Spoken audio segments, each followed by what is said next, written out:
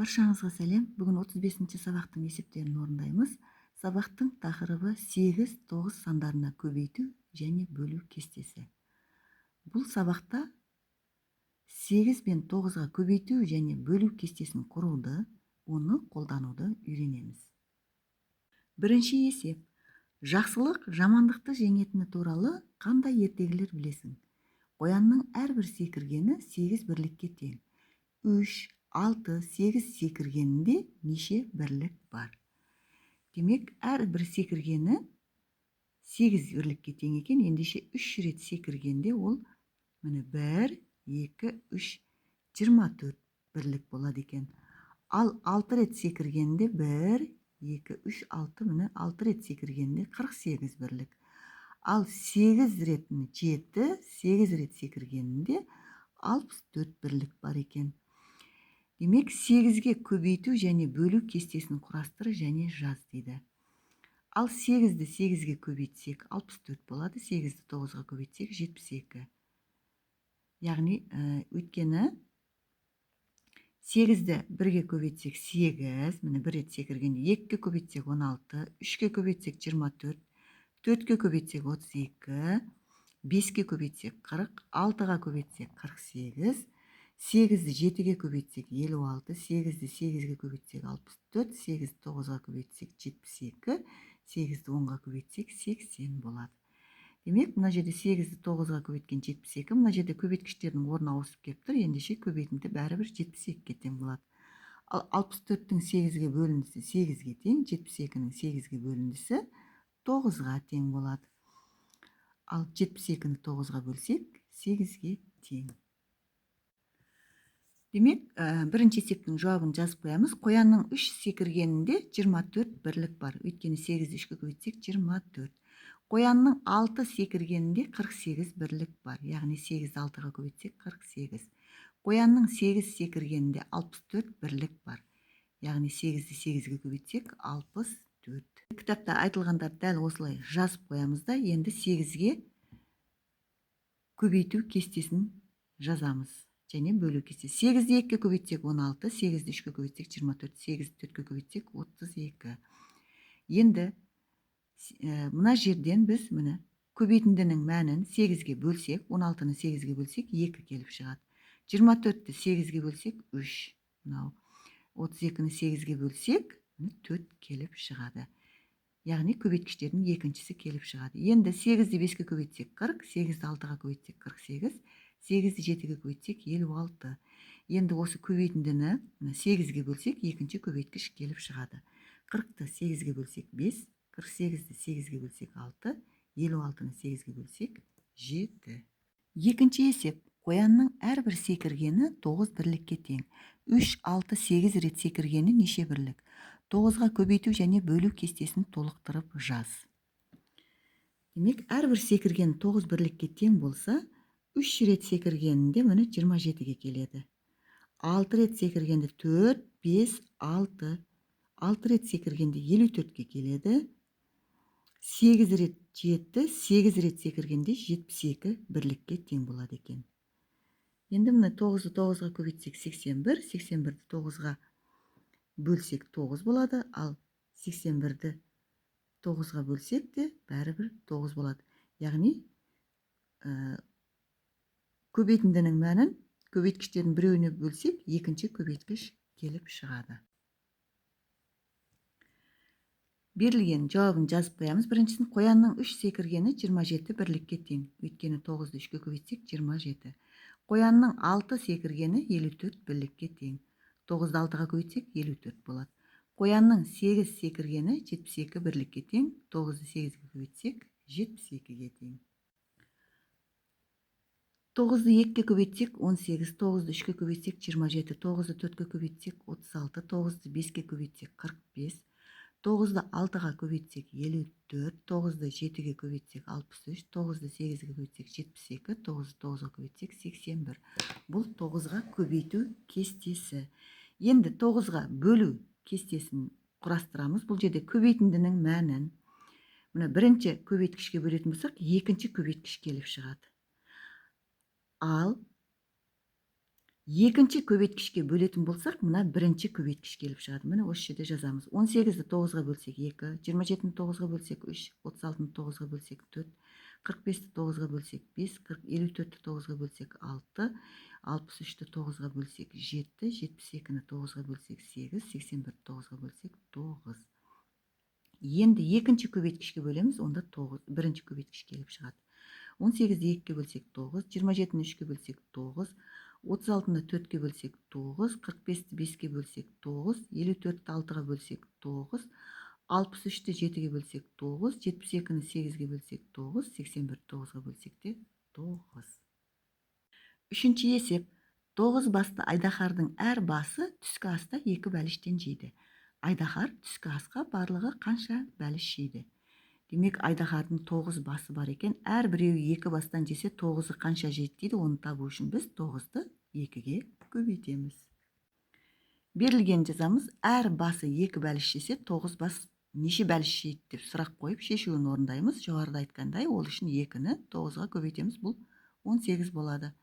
Демек, жауабы айдаһар түскі асқа барлығы 18 бәліш жейді.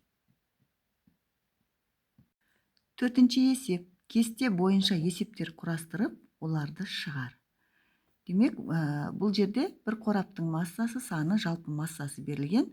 Біз оны мына формула бойынша есептейміз. Егер біз жалпы массасын табу керек болса, ол үшін біз бір қораптың массасын санына көбейтеміз.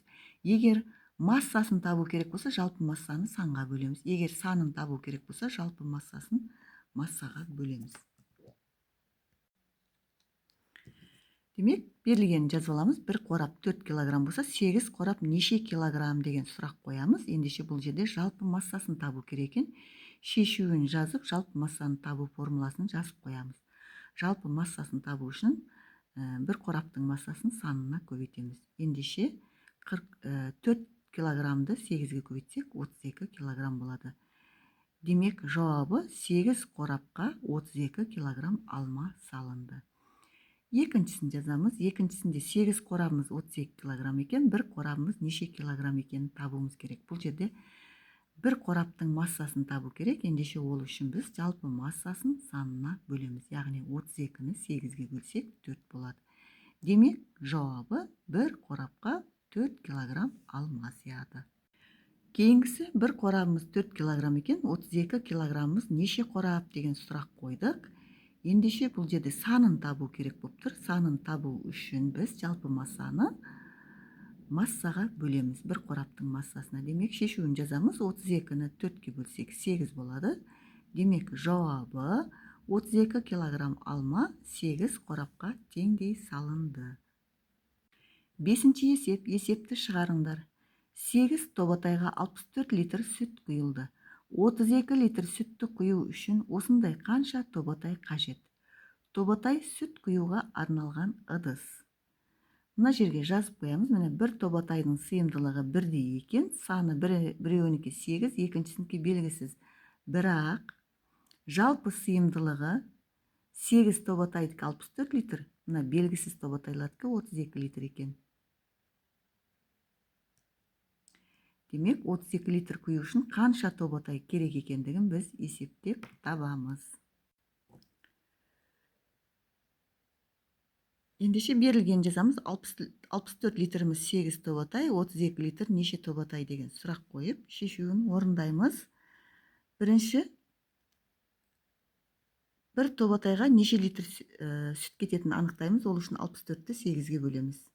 Демек, 8 литр кетеді екен. Ендеше сыйымдылығы 32 литр еді ғой. 32-ні 8-ге бөлеміз. Сонда 4 болады. Демек, өрнек түрінде жазсақ та болады. 32-ні бөлеміз 64 пен 8-дің бөлінісіне, бұл 4 тобатай болады. Демек, жауабы 32 литр сүтті құю үшін осындай 4 тобатай қажет екен. Алтыншы есеп. Есеп бойынша өрнек құр. А. Үй иесі қойларын қырқып, жүнін базарға апарып сатты.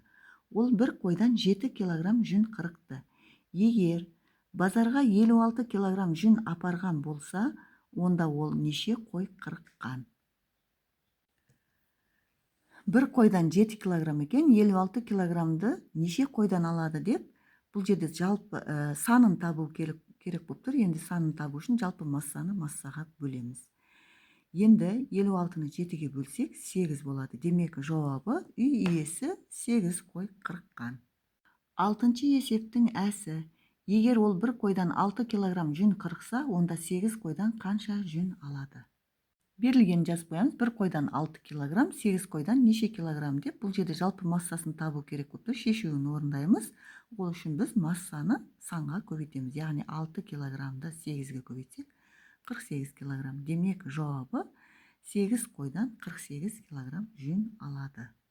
7-ші есеп. Есепте 65 мың мен 85 мыңның қосындысынан 48 мыңды азайтуымыз керек. Бұл жерде жақша болғандықтан бірінші жақшаның ішіндегі амал орындалады. 65 мыңға 85 мыңды қоссақ 150 мың.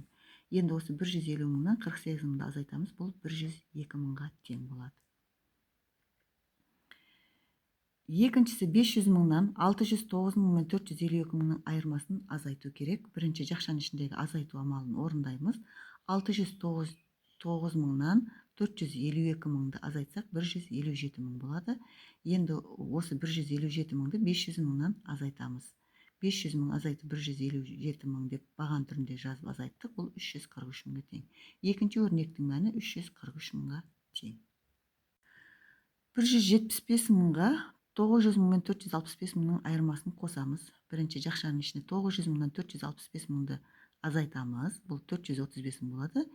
Енді осы 435 мыңды 175 мыңға қосамыз. 175 мыңға 435 мыңды қоссақ 610 мың. Бұл өрнектің мәні 610 мыңға тең екен. 850 мыңнан 360 мың мен 185 мыңның қосындысын азайтамыз. Бірінші жақшаның ішіндегі қосу амалын орындаймыз. 360 мыңға 185 мыңды қоссақ 545 мың болады. Енді осы 545 мыңды 850 мыңнан азайтамыз. Бұл 305 мыңға тең. Демек өрнектің мәні 305 мыңға тең. Амалдардың жазбаша түрде баған түрінде орындалуын барлығын астына толық жазып қойдым. Өз беттеріңізше есептеп тексеріп көрсеңіздер болады. 8-ші есеп. Егер оқушы өрнектердің мәнін амалдар бойынша есептеген болса, онда ол қандай өрнектің мәнін тапқанын анықта. Демек, бірінші айырма, яғни 36-ның 27-ін азайтқан 9 болған, одан кейін 9-ды 3-ке бөлген, 3 шыққан. Демек, бұл жерде 36 мен 27-ні жақшаға алады, одан кейін бөлу 3 тең деп орындап жазып қоямыз. Бірінші өрнекті жазып, дәл жоғарыда мен айтқандай қылып жазып қойдық. 36 мен 27-ның айырмасын 3-ке бөлсек, 3 келіп шығады. Екінші өрнекте 5 пен 4-ті көбейткен 20, одан кейін 7 мен 5-ті көбейткен 35, кейін екеуін қосқан, демек мынадай өрнек жазамыз. 5 көбейту 4, қосу 7 көбейту 5 болады. Бұлардың қосындысының мәні 55-ке тең болады. Үшіншісінде бірінші 60-тан 37-ін азайтқан 23 болған, одан кейін 7-ні 2-ке көбейткен 14 болған, енді үшінші жол 23-тен 14-ті азайтқан. Ол мынадай өрнек 60 азайту 37 жақшаның ішінде болады. Азайту 7 көбейту 2. Міне орындалу тәртібін үстіне жазып қойдым. Демек, осы өрнектің мәнін есептеген. Яғни өрнектің мәні 9-ға тең болып тұр. Осымен бүгінгі 35-ші сабақтың барлық есептері орындалды. Каналға тіркеліп лайк басуды ұмытпаңыздар. Сау болыңыздар.